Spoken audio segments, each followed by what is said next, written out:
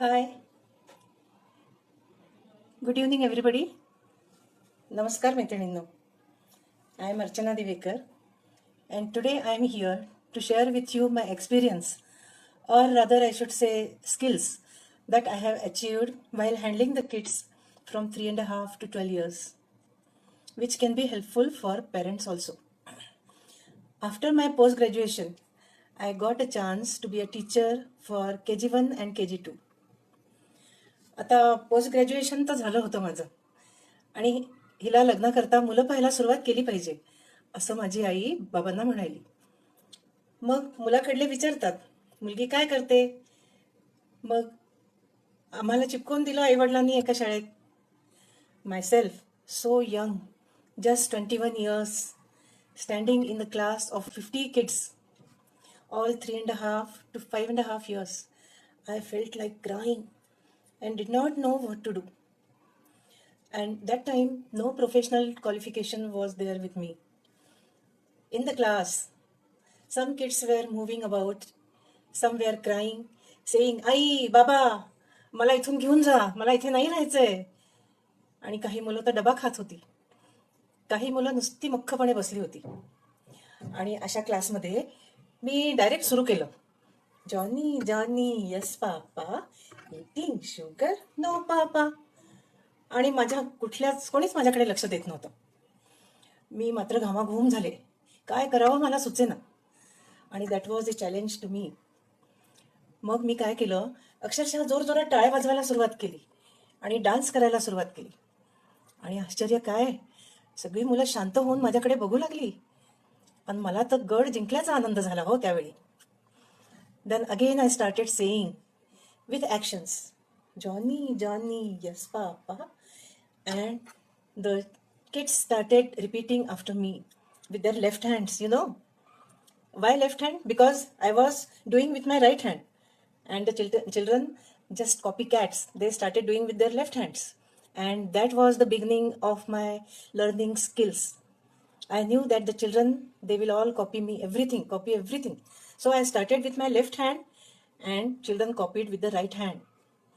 And now also, you can see me that usually I use my left hand to tell you some actions. Okay, then day by day, as the time passed by, I learned so many skills and tricks to handle kids. And most important is to love kids. You have to love your kids and love your profession. You should be very enthusiastic, active, no worrying about your family at all. Go to the kids' mental level. Whatever you want to convey them, if you want to convey them anything, you have to go to their mental levels. Your facial expression and your smiling faces, of course, and your voice modulation. You should have fun in the class. Your hand movements and telling necessary examples wherever required. And while telling stories especially, you have to be a great actor. हो, टीचरला एक actor सुद्धा बनावं लागतं. वेगवेगळ्या प्राण्यांचे आवाज काढावे लागतात आणि ते तुम्हाला काढता आलंच पाहिजे. म्हणजे मग लहान मुलं खूपच खुश होतात, ते एन्जॉय करतात तुमचं teaching. And very soon I learned very unknowingly how to control the class and make them say poems, written work, drawing, etc. And while doing this, the kids may not sit at one place. They may fight with one another. Some may cry, run about in the class. But the teacher has to hold their hands while writing, while doing some written work, and at the same time maintaining class discipline. While taking the kids to the playground or play areas in the games period, that is also a very tough job because that is an open area and you have to take care that children should not go away from you, too much away from you. But you know, the children are very, very obedient. And you have to organize and plan everything whenever you are taking the kids outside the classroom. And again comes your skills here. You have to be a train engine. Make chuk chuk sound like cook, chuk chuk chuk chuk chuk chuk. And everything, you will see that everything is managed very easily. When you go for this profession, you should have a lot of patience And whichever good habits or good manners you want to have in the children, it is necessary that you should have to observe the same. नाहीतर लोका सांगे ब्रह्मज्ञान, आपण कोरडे पाषाण. मुलांची सगळ्यांच्या समोर तुम्ही तारीफ करा, त्यांना शाबासी द्या, योग्य ते बक्षीस द्या. ते काही सांगत असतील तर त्यात इंटरेस्ट दाखवा, रागवून पळवून देऊ नका. ते समजा आले तुमच्याकडे काही सांगत, खूप इंटरेस्टनी ते येतात आणि तुम्ही त्यांना म्हणतात, अरे जा रे तिकडे, मला काम करू दे, जा बरं तू. हे अशी वाक्य मुलांसमोर कधी बोलू नका. ते खूप हर्ट होतात, त्यांचा इगो दुखावला जातो. हो, त्यांनाही इगो असतो, सेल्फ रिस्पेक्ट असतो. आणि जरी तुम्हाला त्यांचं बोलणं समजत नसेल किंवा तेवढं महत्त्वाचं वाटत नसेल तर त्यांच्याकरता ते तेवढंच महत्त्वाचं असतं. आणि अशा वेळेस तुम्ही त्यांना सांगू शकता की बाबा बेटा प्लीज, मला सध्या काम आहे, आपण थोड्या वेळाने बोलूया का, असं तुम्ही त्यांना सांगा आणि ते जरूर तुमचं ऐकतील. Again, another experience of my career is of a girl named Aparna who got admission in standard 1 directly without her KG1 and KG2. There must be some family reasons for that, but she was not knowing even ABCD. And to teach her and bring her to the level of other kids of the class who were writing sentences, it was a great challenge. But I accepted the challenge. तिचं अक्षर मोठं होतं आणि खूपच वेडावाकडं ती लिहित होती. तिला 1 2 3 4 सुद्धा नीट येत नव्हतं. खूप मोठं मोठं अक्षर काढायची ती. पण मी जिद्द सोडली नाही. तिला अगदी सुरुवातीपासून सगळं शिकवलं. अक्षर सुंदर काढायला शिकवलं, इंग्लिश, हिंदी, मॅथ्स सगळे सब्जेक्ट शिकवले. पण तुम्हाला एक सांगू, अपर्णा खूपच शहाणी होती आणि मेहनती होती आणि सगळं नीट शिकली. ती पास झाली. नंतर काही दिवसांनी तिच्या वडिलांची बदली झाली आणि त्यानंतर कमीत कमी 25 ते 30 वर्षांनी ती आणि तिची आई मला माझ्या शाळेत भेटले आणि त्यांनी मला ओळखलं. त्यांनी सांगितलं अपर्णाला, अपर्णा बघ, हीच तुझी ती टीचर. आणि त्या मला म्हणाल्या, तुम्ही तिला मार्गी लावलं हो. आणि नंतर तिने कधीही मागे वळून पाहिलं नाही. ती मुलगी आज इंजिनियर झाली आणि व एका मोठ्या चांगल्या कंपनीमध्ये मोठ्या पोस्टवर काम करते ती. आणि तुम्हाला सांगू, मला एवढा अभिमान वाटला ते ऐकून. And all this was about school children, which I could do very easily, enjoying everything, absolutely everything. And then a day came when I was retired after 35 years of my service. And again, after 4 years, I have to face a big challenge of the same type. Any guesses? Oh, yes, correct. And this time, the challenge is of my own grandson, who is 7 years old, is very intelligent, but very naughty, restless, can't sit at a one place even for eating his food. आणि अशा मुलाला अभ्यास कसा शिकवावा? मुलं नेहमी टीचरचं, दुसऱ्यांचं ऐकतात, आईवडिलांचं किंवा आजी आजोबांचं मात्र ते ऐकत नाहीत. आणि या मुलाला मी शिकवणं सुरुवात केलं आणि माझे इतक्या वर्षाच्या अचीव केलेले सगळे स्किल्स मी पणाला लावले. आणि तो अभ्यास करताना काय सांगू तुम्हाला, तो सारखी रबर पेन्सिल खाली पाडतो, ते उचलायला जातो टेबलाच्या खाली, परत थोडं बाल्कनीत फिरायला जातो आणि मध्येच धावून येतो, मध्येच भूक लागली म्हणतो आणि मध्येच मित्रांच्या गोष्टी मला सांगू लागतो. आणि जेव्हा तो पेन्सिल आणि रबर उचलायला खाली जातो तर पेन्सिलीने जरूर जमिनीवर काहीतरी लिहून येतो, रेगोट्या मारतो आणि पेन्सिलीची नोक तोडतो तो. बापरे बापरे, सो हॉरिबल. आणि एवढी बडबड. पण माझे सगळे अनुभव पणाला लावून मी त्याला शिकवलं आणि त्याला टेबल्स म्हणायला शिकवलं. अभ्यासाच्या व्यतिरिक्त ह्या सगळ्या गोष्टी, इंग्लिश, हिंदी स्टोरीज वाचायला शिकवलं. शॉर्ट स्टोरीज तो वाचू शकतो इंग्लिश आणि हिंदीच्या. संस्कृत श्लोक म्हणतो, अनेक श्लोक म्हणतो तो. त्याला मॅथ्स ऑलिम्पियाडमध्ये ब्रॉन्झ मेडल पण मिळालंय आणि शाळेत सगळ्या विषयात त्याला A+ ग्रेड्स मिळतात. 100मधून कमीत कमी 98 तरी मिळतातच त्याला. 98, 99, एखाद अर्धा एक नंबर त्याचा कमी होतो. आणि अभ्यासाची सवय लावायला सुद्धा तुम्हाला 2-3 वर्ष स्ट्रगल करावा लागतो. अशा प्रकारची जी मुलं असतील आणि नंतर मग अभ्यासाची सवय एकदा लागली मुलांना की शेवटी स्वतःच ते म्हणतात की आजी चल आपण आता अभ्यास करू, 4 वाजले. आणि शेवटी मला हेच सांगायचंय, teaching is definitely a skill based job. You should have a complete dedication. You should have a complete dedication for the profession. You can not be a teacher just to earn money. तुम्हाला इथे मला एक उदाहरण द्यावंसं वाटतं. माझी एक colleague होती जिने BEd केलं नव्हतं. तर तिने शाळेमध्ये सर्व्हिसला असतानाच सुट्टी घेऊन 1-2 वर्षाचा गॅप घेऊन तिने BEd केलं.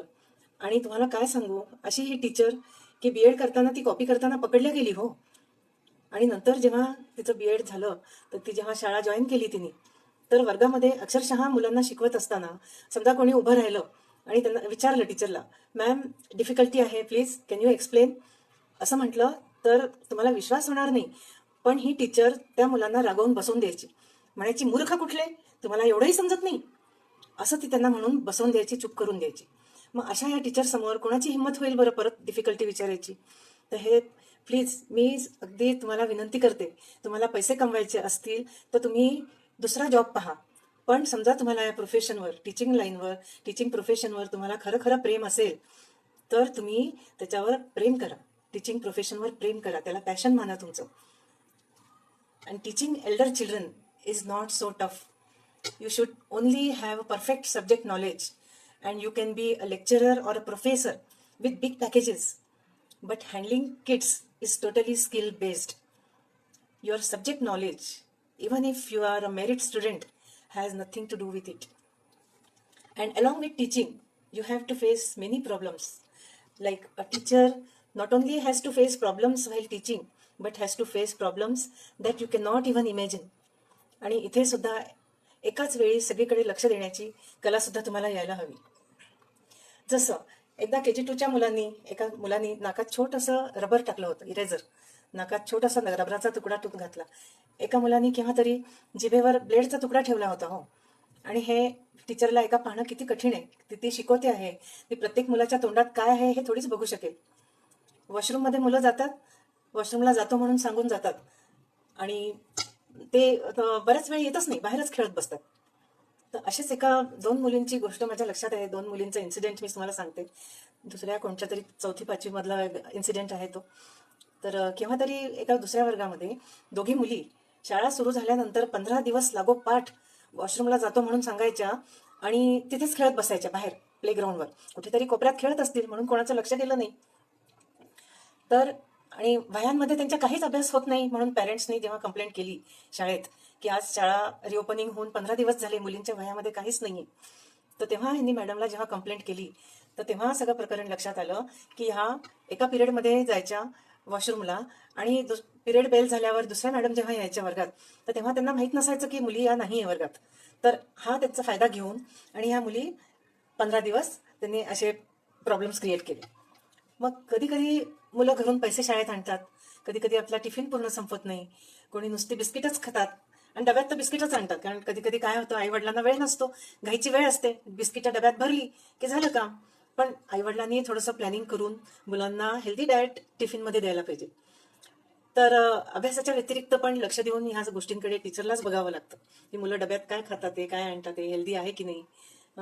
तर तुम्हाला विश्वास होणार नाही, पण एक गोष्ट सांगायची म्हणजे स्टँडर्ड टूची एक मुलगी होती. तर तिला एक चिठ्ठी मिळाली, तर तिने मला एक चिठ्ठी आणून दिली आणि त्या चिठ्ठीवर काय लिहिलं होतं, आय लव्ह यू. विश्वास होतो तुम्हाला? नाही ना, पण हे खरं आहे. मग मी विचारलं शाळेत की कोणी हे लिहिलं. मग एक मुलगा उभा राहिला खूप इनोसेंटली आणि म्हणाला, मॅम मी लिहिलं.